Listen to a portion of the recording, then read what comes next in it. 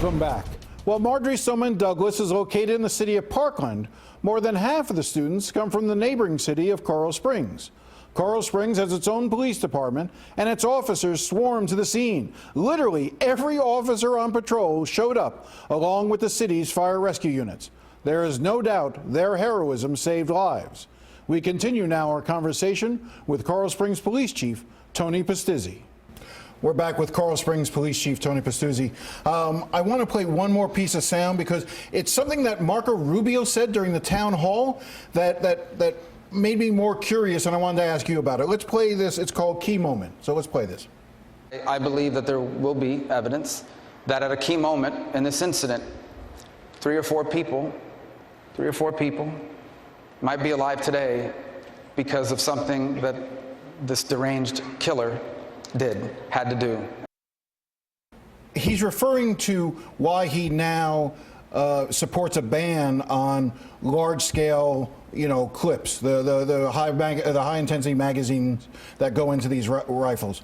The suggestion there seems to be that perhaps the killer's gun jammed while he was trying to reload at some point. Are you aware of that? No, do you know what that key moment is that he's talking about that saved 4 or 5 lives? No, I saw him make those comments at the event. Again, now since it's a sheriff's investigation, he may have spoken to somebody at the sheriff's office. I'm not really sure. But you're not quite aware of what he's referring to? No. Or you don't want to say? No, okay. And I don't mind. Listen, that's fine. That's fine. Yeah. I want to ask you. Obviously, the debate has turned now towards the notion of putting more guns into schools by possibly having principals designate teachers or coaches or those with some training to carry firearms within schools. My concern has always been on something like that, if you have a civilian with a firearm and your police respond to a shooting incident like this, how do they know if he's the bad guy or the good guy? And you can have a lot more people shot.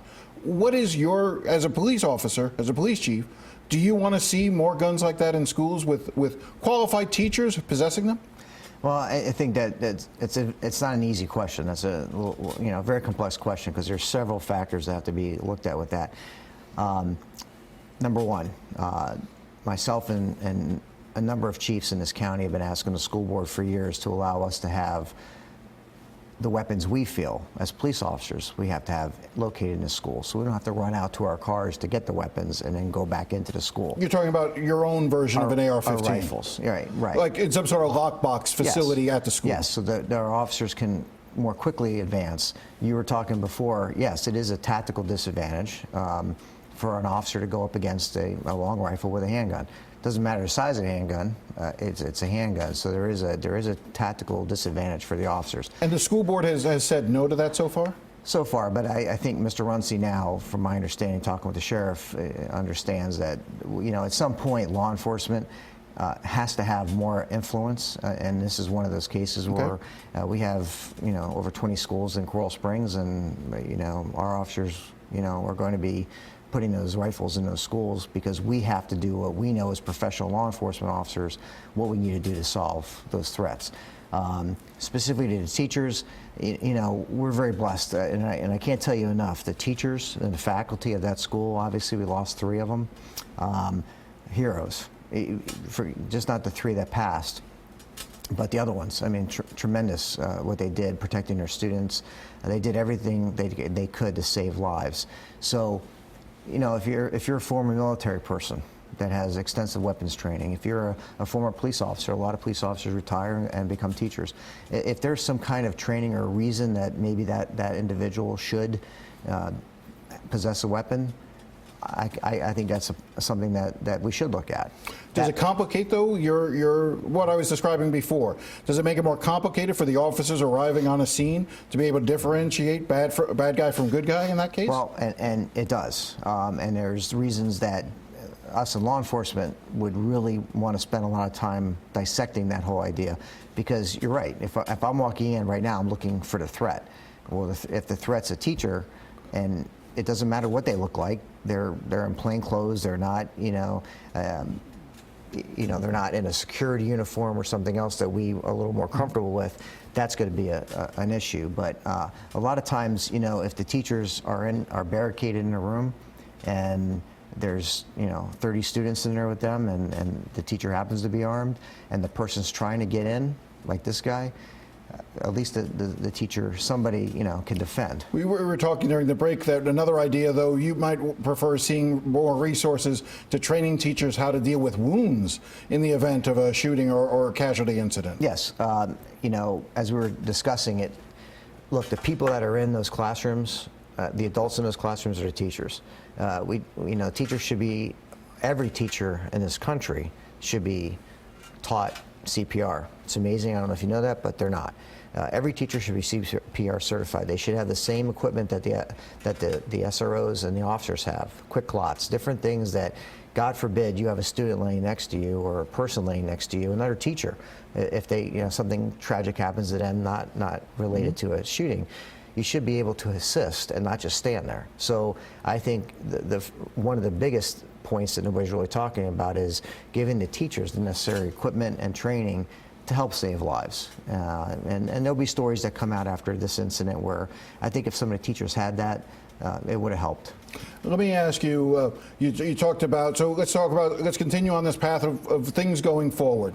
You've talked about the video system, that it was on a 20-minute or so lag, so that as you're watching the video, the school surveillance video, you're not really able to see in real time where the shooter is, so that you can interdict him faster or know what areas are safe that you can pull students out. Is that something that needs to be corrected? Should you be able to see video in real time? And should it even be wired back to a police station as well?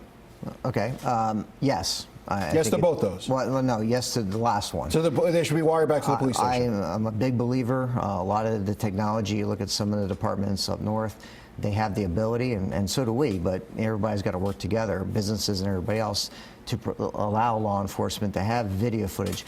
If our dispatch center that has a bunch of dispatchers in it, and then, you know, could have a couple of officers looking at video and seeing real time, then sure. There's a room I've been in the city of Miami. It's a massive collection of surveillance cameras, so that if all of a sudden a threat came in, theoretically, from a school, they could put up the surveillance cameras in those schools and you could see them on a monitor in real time and be able to communicate. That was missing in this case. Well, yeah, I don't think most in Broward County have that ability, and what the school would have to do is have some kind of IT connection point to allow the dispatch, under certain circumstances, to pull up, you know, those live feeds. In this particular case, just to clarify, because it's funny how the story grows, as you know, you've been doing this job a long time. In this particular case, and it's a little hard for some people to understand, but this is not Coral Springs' jurisdiction. This is BSO. BSO works on a different radio system, but works on different radio channels, because, you know, if everybody's on the same radio channels in the county, you wouldn't be able to talk on the radio. So information things that they were doing on their channel was then being relayed to our staff, which is common until we can call what's patching channels. So before that patch occurred, Jim, what happened is the video is taped in live mode, but the security officer and whoever else was viewing the video had to go back 20 minutes to see where he was. Unfortunately, that was never communicated to a lot of the officers. I want to go to one other thing, because I've had this discussion. Do you have keys to gain access to your schools if you need to? No. Should you? Absolutely. So that's another area that you want to work on with the school district. So for instance, like if there was a shooting going on in a school and you needed to gain access through a locked door, because usually doors are locked, you would either have to pry open that door and break it in, but you don't have the keys to be able to get in. Yeah, well, you know, let me clarify. So we have an SRO, in Coral Springs we have an SRO in every school. And they have a key, obviously. But he's one of your officers, yes, right? So in all the 20-something schools in Coral Springs, every officer has a key. What we've been asking the school board was for additional keys, to where if we have a situation like this, we don't have to hunt down a janitor or a security person to be able to get in those doors. So there's rudimentary things like that we can learn. They aren't big and sexy, but they're effective and they can help in the future. So hopefully those are the types of lessons we learn. Chief, I really appreciate your coming in. If you don't mind, I'm going to out you. You've got just one more week on the job. This is a heck of a way to go out.